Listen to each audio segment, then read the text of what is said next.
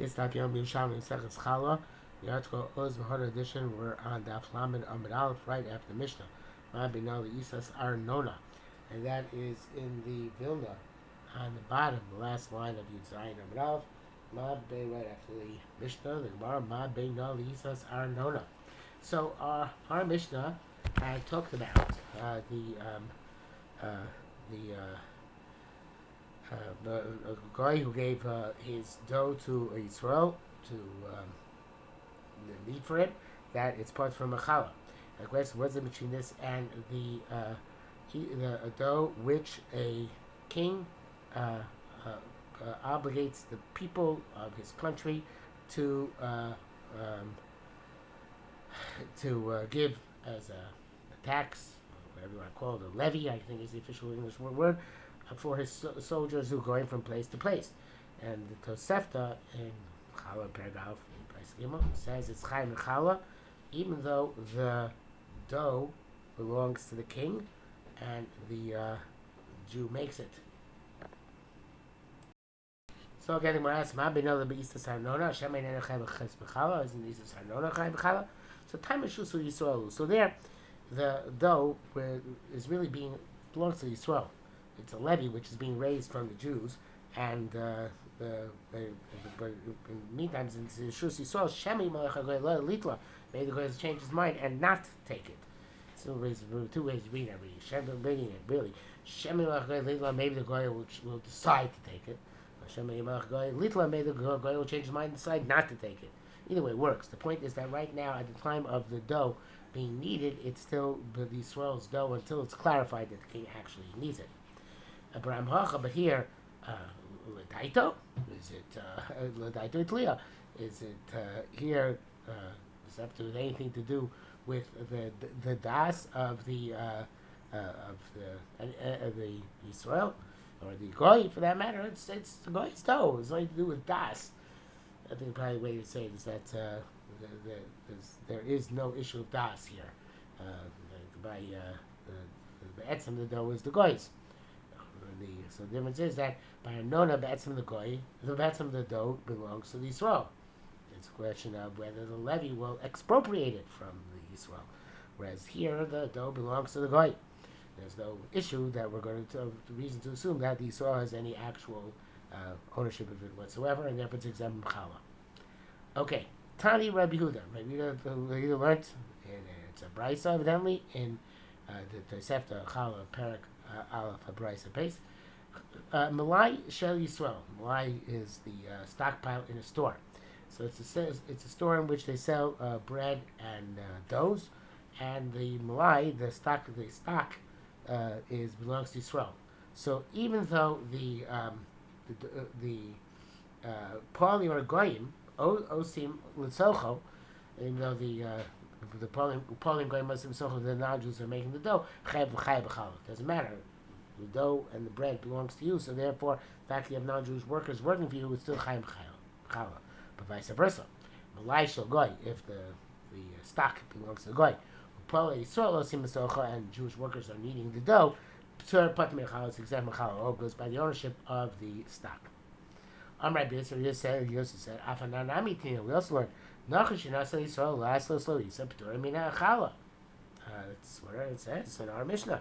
And the guy gave his dough to the Yisrael to make it, and Yisrael is a worker who's needing it, so it's P'tur Mina Challah. So it's based on our Mishnah. Rabbi Machia asked him for Rabbi Zira. I feel Yesh Yisrael Kishir. The is asking. And that which it seems from our Mishnah that a dough which is a shutfus of a Jew and a goy, if the Yisrael, if the part of Yisrael has a shir, it's chayav challah. So he's asking why, since the dough of the goy is butter, and its particles, its tendrils, or however you want to put it, spread throughout the dough. So really, it's dividing between the parts of the Jewish dough that is not being mistaken for the shir of challah. Because we know from the Tosefta in Challah Perak Beis Brisa Gimel that a kav mikan, you have a Jewish kav on one side and a Jewish kav on the other side, v'kav nachri ba'emtza, and you have a kav of a goy in the middle, right, the barbell effect. here's Jews dough, there's Jews dough, but in the middle it's a non-Jews dough. So then they're not mitzaref. So again, even if I think I intoned it wrong before. Even the Jews part has a shear. It should be like a kav on one side, a kav on the other side. The kav goy b'emtza, and the kav goy in the middle. Rabbi Zira said, no, fakert. Veinim uravai de yidin. Yeah, exactly the tendrils that it is, are stretched in all directions through the dough. It's not as if there's an absolute barbell effect, whereas one side, another side, and everything in the middle is something else. No, here everything is stretched in between, so everything meshes. So therefore, the shear of the Jew, everything of all the Jewish dough is mitzvah to make up the shear. Okay, so now we're bringing out a Mishnah from Chulin, very good Mishnah Dal, and this sugya actually really is parallel Chulin Daf Kuf Lamed Dalet. A ger was Megayer, and he has a cow. If it was shechted before he was Megayer, then he's exempt from giving Zorel Chaim Mekeva. The matonos, the gifts from a shechted cow, which we no longer give to a Kohen, which were given to a Kohen, the arm, the cheeks, and the stomach. If the cow was shechted before he was Megayer, so then he's exempt from giving it, obviously still good. If it was shechted after he was Megayer, he's chayav. Then the Shas Chiyuv occurred after the Gerus took place. If it's a doubt, a suffix, if it was Megara before Shechita or after Shechita, so then it's parted from Matanos. Why? Because the Kohen has to prove that he's owed these Matanos. Then he can get the Matanos, and he can't, obviously, because it's an absolute suffix, how the Shechita correlated to the Gerus. That's what the Gemara brings down. Tamtina Gershis Gayer Vesel Pardon Nishchetas Achel Nizgayer. But a ger who was Megayer and he had a cow which is shechted, actually he's got a potter. Before his Megayer, if it's shechted before his Megayer, is exempt from Zorel Chaim Mekeva. Mishni's Gayer, if it's shechted after his Megayer, then it's Chaim Zorel Chaim Mekeva. If it's a doubtful case, potter. It's exempt because Shem was a Chabero, Olav Haraya. So Tam Namar suffix potter. There you say a suffix is potter methods. And here in our Mishnah we said, let's look back at the Mishnah. Gershi Skar Vaisel Isa Imnasi Sashal Iskar Potter. It's made before his Megayer is Potter. Jiskar Chayev. Made after his Megayer is Chayev. So far so good. Named Safek Chayev. Whoops. If it's a Safek, he's Chayev. In Challah. How come?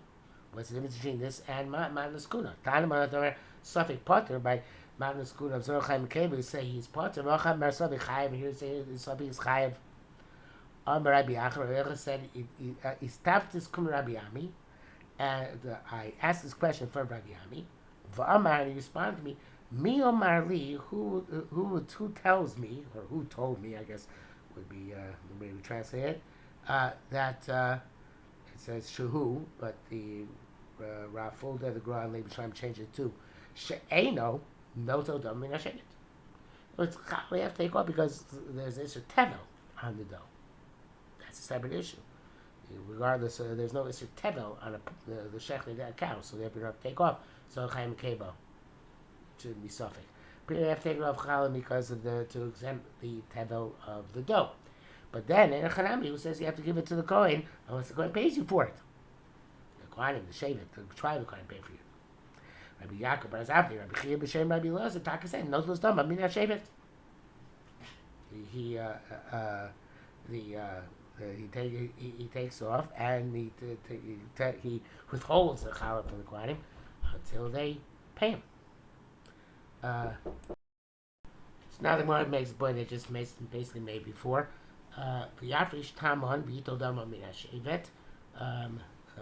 That's also over there by Zorel Chaim Mekeva. So set aside Zorel Chaim Mekeva and demand payment. Rabbi Yosef said challah shu tevel, challah which is tevel. The dough is also herb of a misa, and beat the dough without taking up challah. Your chaim misa mafresh. Set aside. It says here below, but the Rafulda, Levi Shalom take out the low and yito dama min hashevet. Take money from the Kohanim. It says here, Al Shem Hamotzi min Chaver Lavaraya. No, but it's the Rafulda puts in the Rabbi Shem said. But in Chasam, Al Shem HaMotzi B'Chaver L'Baraya. There, Motzi B'Chaver L'Baraya is no tevel. No Motzi B'Chaver L'Baraya. Let the Kohanim prove that they're liable, that they should get the Zohar Chaim and Keva. So therefore, you don't have to be mafshit, no tevel, and you have to give it. Motzi B'Chaver L'Baraya, no problem. Okay, next case. Amar Ribun Barchir. Ribun Barchir said, Shnei Goyim She'asu Shnei Kabin. The two goyim who made two kabin. So two kabin is of course much less than the shear. It's a lot of dafka too, but anything less than the shear. V'choku, and they divided up. V'osifu zel shalo v'zel shalo, and they added on. Who added on? When added on, and so Rabbi Yochanan holds. He had in the first parak halacha hey, that somebody who makes a dough, even if it's kashir, and then divides it up, it's pater min challah. They made a manas to divide it up. They initially not more to divide up. Now here we're talking about where the opposite case. You have two goyim who made a dough b'shutfus, and each one's chelik did not have a shir challah, and they divided it before they were megayer, and after they're megayer, both were megayer in the middle making a dough. After the megayer, each one added to his dough and was mashim into the shir, which is chiyuv challah. So there was no shas chayva, at which point it became butter, because they had in mind to divide it up, and so the I realized I wrote something in Sagmar which is I said something opposite what I said before, and I should have to correct myself. Shnei kabin here is lav dafka, because according to Rabbi Yochanan, in other words, even it's 5 kabin, even it's a shir challah, because at that point it's not shas chiyuv. Okay, so since it's not a shas chiyuv, so therefore they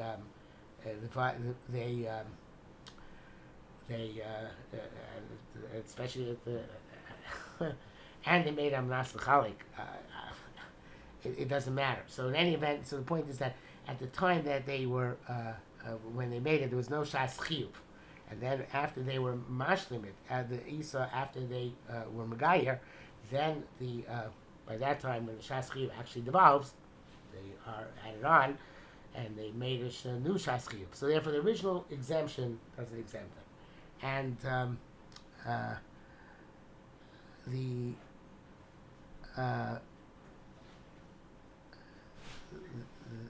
so again, they originally made a dough which had shnei kabin, but shnei kabin is lav dafka, even be the shear of challah. They divided it up, right? They had a mind to divide it up, but that was all before. That would patter them, but that was before, perhaps, but that was before they were megayer. So there's nothing to talk about, because they'll chiyuv challah to devolve or not devolve. So now that they're megayer and they added on, now comes the actual shas chiyuv. So therefore, they're chayiv, right? Shaloi salem shas chayva v'niftaru. They didn't have a prior shas chiyuv, at which point they became potter. Okay, now let's see the flip case. Shnei Yisraelim shasu shnei kavim. You have two Yisraelim who made a dough amnas l'chalik. So and there, even though together they had a chiyuv, because Rabbi Yochanan holds that, if you have five kabin, once you divide it up, but you made amnas to divide up, and they divide it up, so there's no chiyuv challah. So shnei Yisraelim shasu shnei kavim v'choku b'osipa shelo b'zel shelo p'turim. They're exempt as long as the additional amount in each one is not 5 kabin, not 5 revoyim, because the initial amount which is divided up was potter from challah. So as he says, they had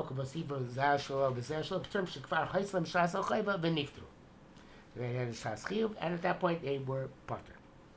Yisrael made these 2 kabin, and they divided up and added this one to this, and this one and this. Nicha chelko sheYisrael chayiv. So the chelko Yisrael is chayiv because there was no shas chiyuv beforehand, because the shutfus with because it was Isa with the shutfus with a goy. It's interesting. The shutfus with a goy doesn't create a shas chiyuv and pater. There's no shas chiyuv whatsoever. So then afterwards it's chayiv. Chelko shel goy mao.